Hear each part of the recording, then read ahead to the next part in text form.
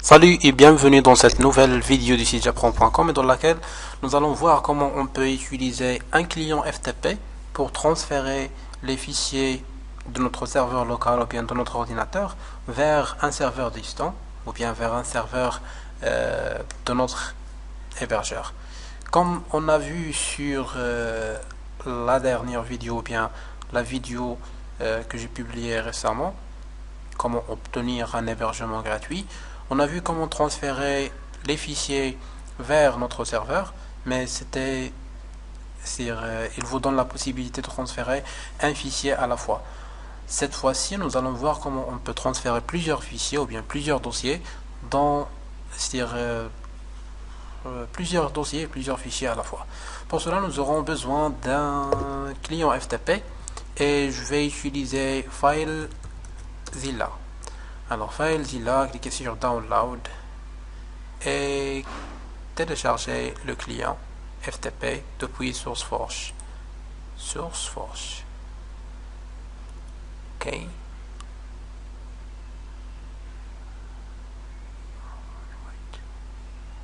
Alors, on attend, je sélectionne l'emplacement du transfert, démarrer, et voilà le fichier en train de se télécharger.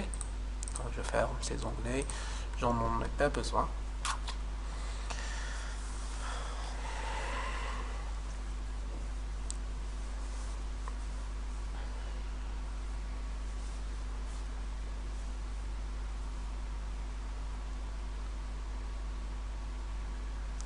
Voilà, ouvrir et commencer l'installation. I agree, next, si vous voulez l'icône sur le bureau, next, install. Alors ça c'est l'installateur et je clique sur finish pour démarrer le client FTP. Alors, le principe c'est simple. Ici vous donnez l'adresse du serveur, ici vous donnez l'identifiant, votre identifiant sur le serveur, et ici le mot de passe. Ici le port, si ils utilisent un mot de passe ou bien un port différent, sinon c'est soit 21 ou bien 22 jusqu'à 25. Alors 25 c'est pour le mailing, c'est soit 21 soit 22. Alors vous aurez cette possibilité. Sinon, si vous voulez garder les paramètres ou bien que les choses soient plus organisées, cliquez sur fichier gestionnaire des sites et ici vous trouvez tous les sites que vous avez créés ou bien les sites que vous travaillez. Alors je vais créer un nouveau site que je vais le nommer par exemple j'apprends. Ici je donne l'adresse du serveur qu'ils m'ont donné sur le serveur ou bien sur l'hébergeur gratuit qu'on a vu la dernière fois. Alors si c'est ste.net, le port je le laisse, anonyme je la change vers normal. Si vous changez ces protocoles de transfert, etc. et ces types d'authentification selon ce qui est donné par ou bien ce qui est fourni et ce qui est recommandé par votre hébergeur. Alors je vais utiliser normal, c'est souvent le cas général que vous devez utiliser. Et ici, je pense que c'est j'apprends.syste.net. Et ici, le mot de passe que j'ai donné durant le test. Alors, je clique sur connexion. Et voilà, c'est-à-dire le logiciel ou bien le client, il transfère ou bien il vous fait accéder à vos fichiers. Alors je supprime tous ces fichiers, je sélectionne tous les fichiers à la fois, soit je sélectionne un seul fichier et vous cliquez sur supprimer de votre clavier, sinon clic droit supprimer et supprimer tous ces fichiers. Maintenant nous allons voir comment on peut créer notre, ou bien comment on peut transférer notre premier fichier qui sera un fichier HTML.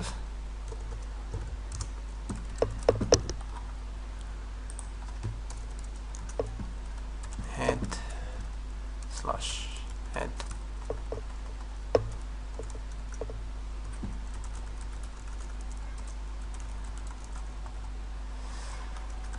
Ceci est un test, juste pour faire un petit test. et ici un body, et ici un H1 par exemple. Je suis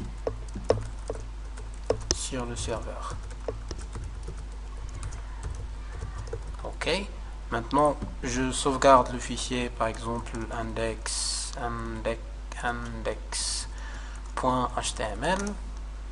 Je reviens vers le dossier, vers le bureau, et je peux soit glisser le fichier et le poser directement sur la partie serveur. Là c'est la partie locale, là c'est la partie serveur. Ok, lorsque je le transfère, si je reviens vers mon site web et j'essaye de tester, voilà, je suis sur le serveur. C'est le fichier que je viens de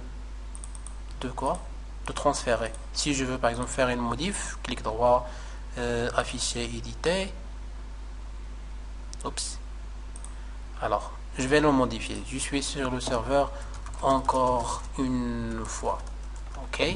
Et je dois le faire glisser encore une fois et le remplacer si vous voulez que cette boîte de dialogue ne s'affiche pas à chaque fois que vous essayez de remplacer un fichier. Vous cochez ne pas afficher. Là c'est le serveur local, là je suis sur le serveur distant. Voilà, je suis sur le serveur encore une fois. Voilà, j'ai fait une petite erreur, mais je ne vais pas la corriger. Pourquoi? Parce que je ne veux pas. Alors, autre chose. Non, il n'y a pas autre chose. Je vais arrêter ici. Alors, si vous voulez transférer plusieurs fichiers à la fois, par exemple, je vais supprimer ce fichier. Et cette fois-ci, je vais corriger cette encore une fois. Voilà. Ici, je vais ajouter une image img src égale, par exemple, je vais prendre le logo, ou bien celle-ci. Je vais la nommer cover par exemple. Et ici smc ou bien img src c'est cover.jpg. Ok. Et ici un retour à la ligne. Sinon ça va retourner directement.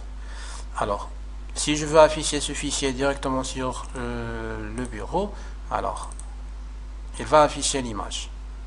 Mais si je transfère le fichier sans, c'est-à-dire si je veux transférer le fichier et l'image, je dois sélectionner les deux fichiers et, c'est-à-dire CTRL, sélectionner les deux fichiers. Maintenant vous voyez que les deux fichiers seront transférés. Alors ici dans la file d'attente, ou bien le fil d'attente, il y a les deux fichiers et voilà, ils sont transférés vers le serveur. Lorsque vous actualisez votre page sur le serveur, on va voir que ça va disparaître ou bien ça va changer ce qui est écrit. Voilà. C'est bon. Je pense que c'est la fin de cette vidéo et je vous donne rendez-vous à la prochaine vidéo qui va vous montrer comment vous pouvez qu'est-ce que je vais dire, alors comment vous pouvez transférer votre fichier ou bien votre site web que vous avez créé, un site dynamique qui va avoir un petit, c'est-à-dire des transactions vers la base de données, et comment le configurer sur le serveur gratuit que vous avez utilisé. Voilà, c'était youtubejapprends.com. Je vous donne rendez-vous à la prochaine vidéo, Inch'Allah, et je vous dis merci pour votre attention et à la prochaine.